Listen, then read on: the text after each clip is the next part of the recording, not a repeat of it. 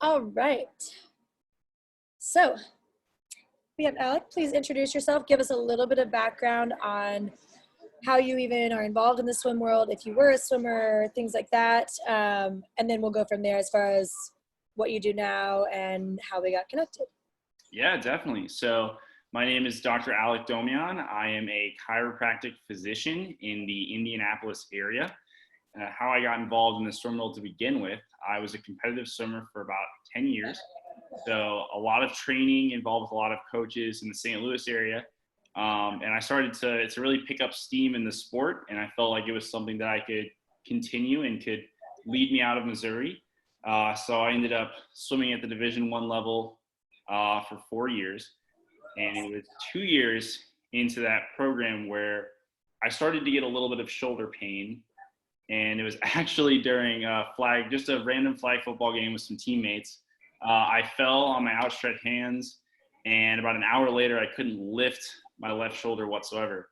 So it turned out that I had actually tore my labrum, as well as the supraspinatus muscle. I had a grade 2 tear.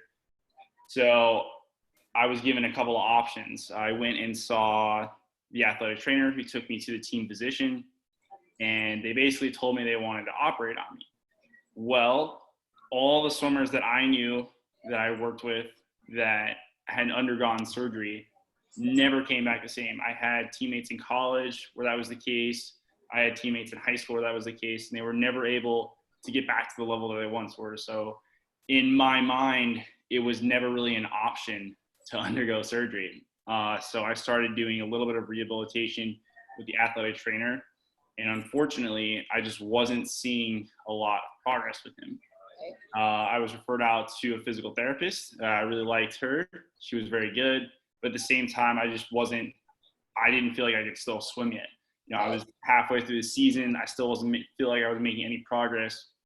It wasn't until, ironically, there was an athletic trainer there. He said, well, hey, I know this chiropractor in the area. You should go check him out. Like we try to refer to him when you can. And while he's not directly associated with the university, we've just seen him have a lot of success with athletes. And I knew nothing about chiropractors. I knew nothing. I just thought that was like some weird crackery thing. Right. Which, I think is still a stereotype for some people. But I went to him, and he was a DNS practitioner, and I didn't know I was doing DNS type of stuff at the time. Right. But what I noticed is that my range of motion increased dramatically. I felt a lot stronger, and I slowly started to get back in the water, and I actually ended up having the best season of my entire career that year. That's awesome. It was just an immediate buy-in for me. Like I said, he never even said that it was DNS. He just said it was physical rehabilitation. And it also completely changed my career trajectory as well. Right. Thinking I was going to be an orthopedic surgeon, but we realized that physical therapists, manual therapists as a whole, just have such a direct impact on their patients' lives. For me, it was a beautiful, kind of aha moment. And that's when I kind of started this crusade, if you will, on swimmer's shoulder and getting people back into the pool, because what was being done for me was unfortunately just not enough, Totally agree. So I think that is exactly, minus the actual experience of having a shoulder injury while swimming. Like, I had shoulder issues in high school, and I had no interest in swimming in college because I just felt like I'll never get to the point where my shoulders are going to cooperate with me enough to go that route. But as a PT, it's like when you see someone go from, hey, your only option is to have surgery or just don't swim as much or whatever, to you rehab them through a whole thing, and they're like, I'm stronger than I was before I injured my shoulder. I'm like, I've got to get this out to more people. And it's not that people aren't aware that rehab is a thing, but like in your scenario, if someone is not super well versed in swimming or in different areas of how to rehab, you're spinning your wheels. And so talk to me a little about time frame of how long you worked with PT before, and then how long you worked with kind of this DNS, and tell us what DNS is, because I know what it is now, but there's a lot of people they're like, what in the world is DNS? Yeah, so I had worked with the athletics trainer, and it was I think a PT associated with like a major brand physical therapy company. And it was I don't want to say it was cookie cutter because I don't like to think of it like that, but it was like very like basic rehabilitation exercises.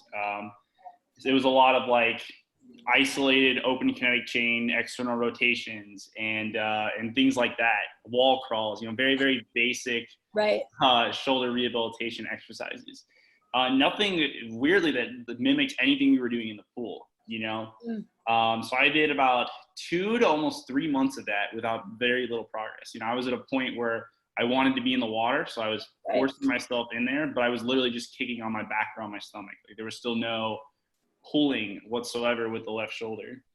So, I went to this chiropractor that did DNS, and basically what DNS is using the principles of developmental kinesiology, where you have these children basically able to do perfect stability motor control movements, meaning they're not having their bodies compensate in all these weird ways in order to move. So the various exercises basically work around stability versus mobility, which for swimmers is absolutely vital. And it's a huge part of rehab that is currently missing in the swim world, which is why I'm very, very passionate about it, because I think the principles of DNS will play such a large role in the future of the rehabilitation, in particular of swimmer's shoulder. And the information needs to get out there more and more. Absolutely. How quickly did you see changes in your range and in your pain levels when you started working with that guy? I would say like as far as pain level, I saw changes within about a week. And then as far as like function, probably like 3 weeks. And then about a month and a half to 2 months, I was in the pool practicing, getting up to that 4,000 to 5,000 yard practice again. That's awesome. It was a very, very cool moment. And you don't really think about how cool that is until you kind of take a step back and realize what he did for me in a matter of 2 weeks versus what was done for me for 3 months. Exactly. And so we were connected on Facebook because I run the Swimming Injury Prevention Facebook group. And I feel so similarly passionate about getting information out, because I think, so my kind of goal and almost age group niche is like the high school level, whether that's club or just high school, just because of this whole lack of like, people get to college and if something happens, they tend to have a better kind of order of events, even though in your scenario, it didn't work out as well for you going athletic trainer and PT until you found that other practitioner. I just find, at least locally, there's PTs everywhere. PTs and chiropractors, I feel like they're like Starbucks. There's one on every single corner, and they're generally good at treating general things. Right. But when it boils down to, particularly in my scenario in the swim world, there is no one, at least in my city, that's like, oh yeah, I love that and I totally understand it and that's what I want to work on. So swimmers get bounced around. And when I was just as a clinician looking for resources on how to train myself to treat swimmers better, I found just one. And it was an online, and it was good, don't get me wrong. It was put out by the training program for US Swimming. But it's an online only. You're flowing basically through like a PDF PowerPoint thing. And they're giving you a lot of data, which is great when you're someone like you or I and you understand how to interpret data and you know what they're saying. I have not seen anything that is readily available, that's broken down to an easy to understand thing for coaches to either implement or parents to help implement or swimmers to do, that doesn't seem either like overwhelming or it's just not advertised. Like, I mean, it took me digging around and asking in other Facebook groups, like, where do I go to get more training on how to treat swimmers? And there was like no option. And so that was good for me, but I've kind of found myself in this position of the people that put that course out are excellent, but they treat Olympians. And of course the Olympians need a great training staff, but what happens to all the people who maybe they could have gone to the Olympics or even gone to college, but instead they were faced with the ultimatum that you had of surgery or, So my whole goal and why I'm loving getting connected with clinicians who are showing any interest and passion in swimming is like we have social media platforms now where we can put this information out to the masses and teach people. But I was super intrigued when you were talking about DNS because I'd already had another chiropractic friend in town talk to me about DNS and she loves it. Our mutual friend, Callie. Yes, Callie is awesome. So I need Awesome. to, I was like, I need to learn more. And the fact that you're passionate about swimming, so I'm like, this is great. Anything I'm pumping out, people are acting like it's the first time they've heard it. And I'm like, all right, this is how it's guaranteeing that this needs to be changed. Because if the first time they've heard it is in a Facebook group from me who I didn't swim in college, I didn't train Olympians, but it's something that everyone needs. So I'm intrigued to dive into working with more clinicians who are equally passionate about it. Tell me a little bit. So I know my experience with swimming through high school, but not getting to college. And this is obviously not undermining any program because people only know what they know. But do you feel like your training program and strength programs leading up from, club level high school to college adequately prepared you to deal with injury or know how to prevent it or know how to address it? So that's the thing. I would have to say no, to be honest with you. And you kind of bring up my point about where I think this prehab really needs to be implemented, because when you see swimmers go from the club or high school level to the college level, there is a huge jump in the level of strength training that you're doing that you're not necessarily prepared for. And if you look at the statistics, it's interesting because most swimmers aren't getting injured in the strength training room. They're actually getting injured in the pool due to overuse injuries. But it's funny because when you're in the gym, that's the perfect time to really worry about or be fanatical about these injury prevention exercises that you can do so that you don't have these overuse injuries that are happening in the pool. And the emphasis really isn't put on that. It's over very generic strengthening exercises that could be applied to anyone from the baseball team to, the club bowling team or things like that. And it's harder to do because of the different levels of resistance that you find in the water. But I think that you can combine that general core strengthening exercise with a really good injury prevention program and see amazing results when it comes to the pool and keeping your athletes from being injured. Definitely. And I would 100% agree. We did strengthening, but it was for it just gets stronger so you can swim faster. And now as a clinician, and I feel like you're probably very similar, I've rehabbed athletes to where we're not doing anything insane. They're not throwing around the craziest weights ever, but just learning how to connect their brain to a certain body part and to actually fire it appropriately. I'm working with a gentleman right now, and he's been a swimmer for 40 something years. His times right now, after we've rehabbed for 6 weeks, just 6 weeks, are faster than he's been swimming in the last like 3 to 5 years. And he's like, I don't understand. We're not doing anything crazy, but he's learning how to use his body the right way. And there's endurance in the correct muscles, and he's able to engage and feel the water differently. So he's loving it. He's like, why did no one tell me this forever ago? Why did it take me getting injured to learn this? And it's just driving home the point that I feel like you and I are both making of all of this needs to start before someone is injured. Yes. It's obviously excellent after they're injured, but if you can learn all this ahead of time, and I just think there's still so much headway for high school level sports. I mean, you constantly see them dropping state qualifying times and all these things. And my brain is like, gosh, if they could understand how the body truly works and tap into more, you wouldn't see such a high frequency of injury with some of these elite swimmers peppered in there who their body can handle it and they're going exceptionally fast. There's so much, I mean, it's like morbid to say, but I feel like there's so much carnage like in the wake of the elite swimmers who can handle it, because some people's bodies are predisposed to handle it, and that's great. Other people's are not, and they need something different. So it's just very interesting to me. So I've been developing, I titled it The Resilient Swimming Method, and I'm very curious to see how it ties in with DNS things in the future. But it seems simple, and when they go through it, they're like, this is so much easier than other strengthening things I've done. And then they realize how much harder it is once the fatigue kicks in. So it's been really cool.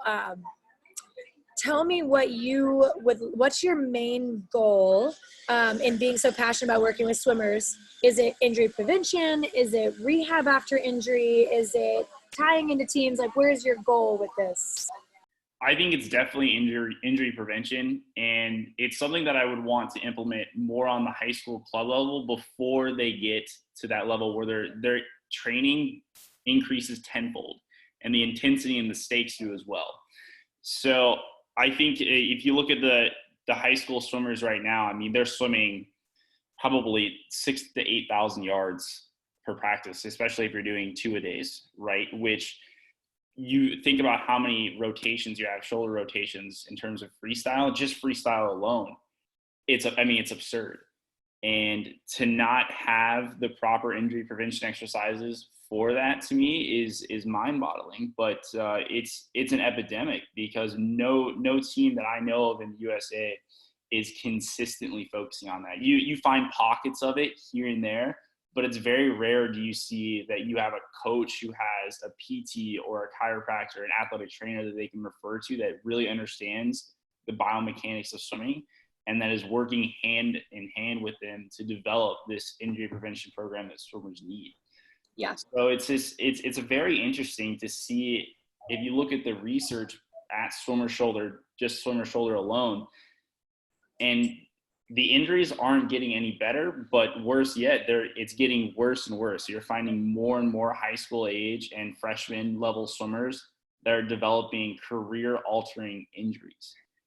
And nothing's really changing. The conversation isn't being started amongst these coaches and practitioners. And that's kind of where I see the DNS course playing a large role in this, and also the program that you're developing. I think that all kind of ties into having that conversation. Definitely. I think I've had another person on my page that's a professional swimmer, and we've kind of touched on, and this is a dangerous territory to get into because I have a lot of coaches in my group, but like ego of a coach, it kind of turns into like, well, if I bring on another program, that means I'm not doing something right to begin with. And so there's a lot of coaches that are really hesitant to it's almost like they feel like, oh, it's just some other way somebody's trying to get my money to bring in this course and whatever. And it's like, oh, that's so not it. But it's such a way for coaches' platform to be stronger. Like if I'm a parent and I'm looking at, okay, I'm in a town, let's say I'm in a town, they have 4 really good club teams. The decision-making process of how do you pick which team, like, obviously it's which team your kid has friends on and all these.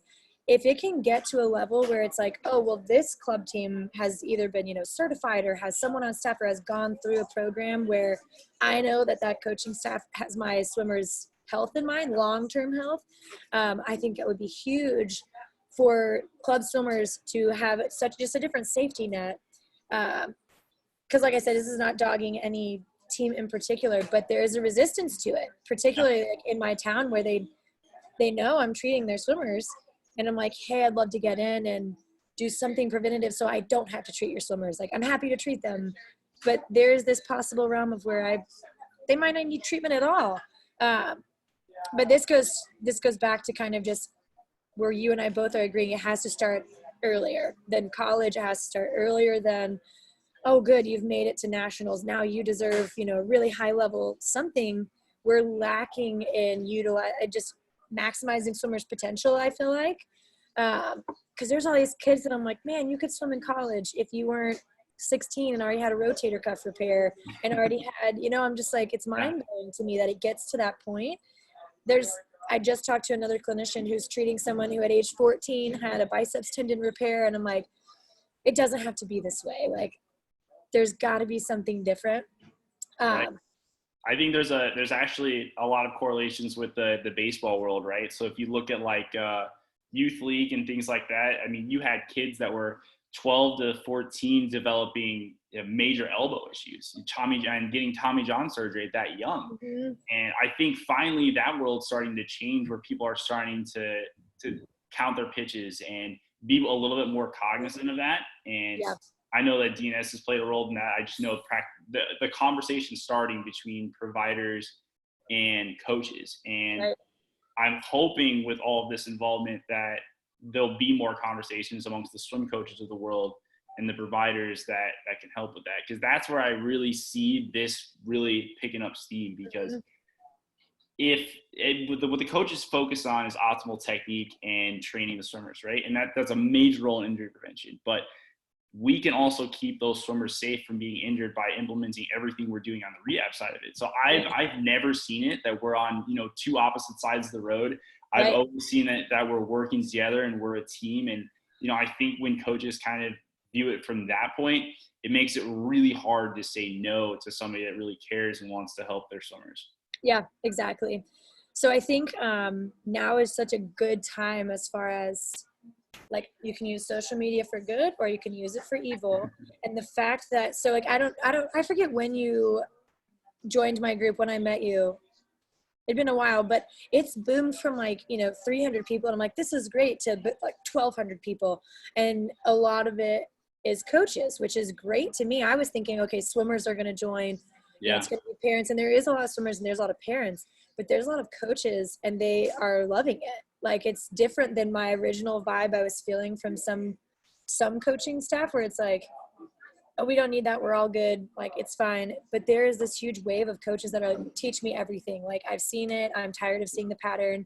And I'm so stoked about that. So I'm hoping that once this awareness of like, hey, we're here to help you. Like, we're not here to compete with you or be like, oh, you're a bad coach.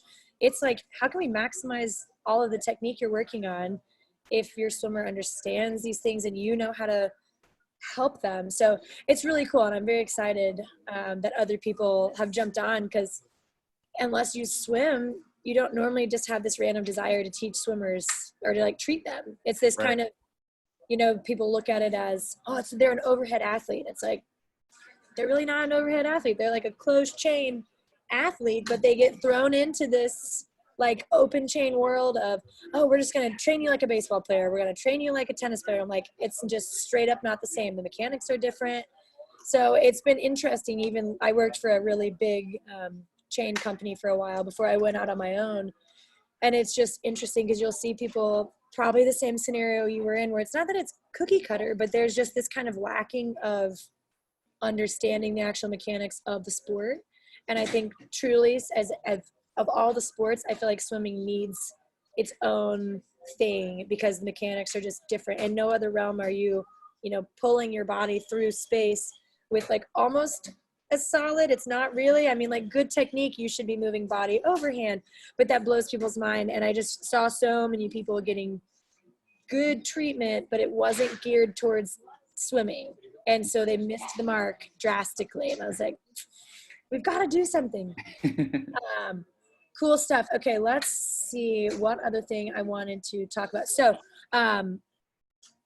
ideas that I've been thinking on and that I'm pumped for a conversation with you in the future.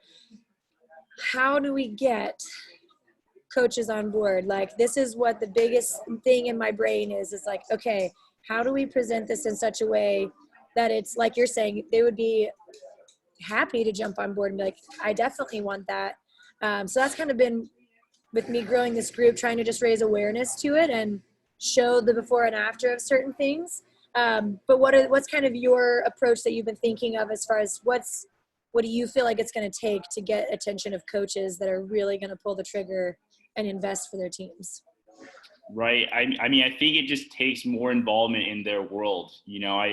I was down at the International Swim Conference Association meeting, and I was like one of 2 or 3 providers there. I was the only chiropractor there. The other 2 were physical therapists. And I was asking all these questions, and they're like, who are you? Like, who is this kid? But I had a lot of coaches come up to me afterwards and are like, hey, like, what do you do? How do you know swimming? Like, this is exactly what I need for my athletes. I asked a lot of questions geared towards like, why isn't stability being implemented in the program? Like, why are we not having this conversation when the shoulder in swimming is so mobile? We don't need to have all these mobility exercises surrounding it. Why aren't we having the conversation about shoulder stability and work around the entire upper kinetic chain rather than just rotator cuff rehab exercises? And that was the conversation being held there. And so it just kind of opened up their eyes to that. But really, I think part of it is just reaching out to the coaches and showing that you're on their team. I've gotten a little bit lucky here in Indianapolis in that, I had parents of swimmers reach out to me and ask for help. And as I treated their swimmers, that kind of developed a relationship with the coach. And, I have one swimmer particularly in mind where she had some low back issues, and we did a little bit of low back stability and exercises like that. And, he personally contacted me and was like, I don't know what you did with her, but I just want to thank you. So it's like little things like that. Like it's a little bit of luck, but it's also putting yourself out there and being willing to treat these swimmers and understand that they're not your athletes at the end of the day. They're their athletes, and you're there to help them. I think it's more than okay to volunteer your time. You don't need, there doesn't need to be this whole money thing involved yet. If you're trying to just get your foot in the door with swimmers and swimming in general, right? They want to know that you care, that you're willing to put in time, just kind of on your own and taking time out of your day. And coaches love to see that. Because if you think about it, there's very few, if you're looking at just the high school programs in general, they maybe have 1 to 2 athletic trainers that are in charge of several hundred kids and several sports within the school. They're begging for help. And if you provide that and kind of show that you know what you're talking about, you can have those conversations. And then I'm also hoping that this DNS course we're doing in Stanford kind of starts to create a referral list nationally where, providers and coaches that have gone to this course, they now have a network of people that they can send to when they have issues regarding swimming. And so that's why I'm really excited about it. And I like to see what it can do now and in the future. Right. I agree. So that was another thing I had thought of. I have a friend who works in all things like pelvic floor. And there is now, she had just went from an idea to bigger. And now there's this whole like almost global alliance of practitioners who are in these lists. So it's like, if you connect to someone online right now, until I meet people like you or other people in different cities, if somebody reaches out to me from Facebook and is like, hey, I love your stuff, but I really feel like somebody needs to look at me or my swimmer in person, who should I see? I want to immediately have like a registry of, I would totally go see this person in this city. So I think I totally agree with you. There needs to be this kind of network to pull from of people we can 100% trust that they have gone through something swim specific and they are passionate about treating swimmers. I think that would be huge, huge, huge. I think it's really cool too, the amount of adult swimmers that are returning to the sport and are now very, I don't know if you're like me, I am a much better athlete now than I was in high school as far as thinking about things. I want to train appropriately because my body I'm 30 now. I'm not old, but it doesn't respond like it did when I was 15. And so I'm much more like mentally aware of stuff. And so I've seen a lot more like middle-aged swimmers coming into the group, and they're so interactive and they want to know everything of like, hey, I need to be able to swim for the next few decades. It's my favorite way to exercise. And they're jumping on it. Like I have a few people who have printed off just the dynamic warm-up that existed on the internet in US Swim World for a while. And I just, made it pretty, put it in a PDF, and they're like printing it out and putting it on their pool area just for people to look at. I'm like, I need everyone to jump on board with this. But I think getting the word out will be huge. Well, I don't want to take any more of your time. I definitely would love to have you back on, and we can talk a little bit more nitty gritty on what some of this even will look like in the future. But I think that building relationships is always key. So I think the more we can just get to know people and get to know what their struggles are and their pain points are in the swim world, it's going to tell us exactly what they're looking for and need anyways. So the internet world is winning right now. I completely agree. I think the more we can do on the internet and connect people, not just nationally, but internationally, I think the more we can kind of bring this to light. I think with the ISL getting bigger and bigger, which is pretty cool to see this year. Right. Swimming is definitely more in the spotlight, and with it being an Olympic year, it's kind of going to be in the spotlight more and more in the coming months. So I think now is a great time to start something like that, and why we're excited for this course, why I'm excited to work with people like you in the future and really just start getting this together. I think our main goal, if instead of all the dots and the kinesio tape going viral, like somebody be doing some kind of dynamic warm up, and then the whole, world be like, what are they doing? I need to do that. Like that would be cool. I love it. Yes, exactly. It'd be great to see that. Well, awesome. Well, thank you so much, Alec. And I will have you back on soon, I hope. Sounds good. Thanks for having me. Yeah.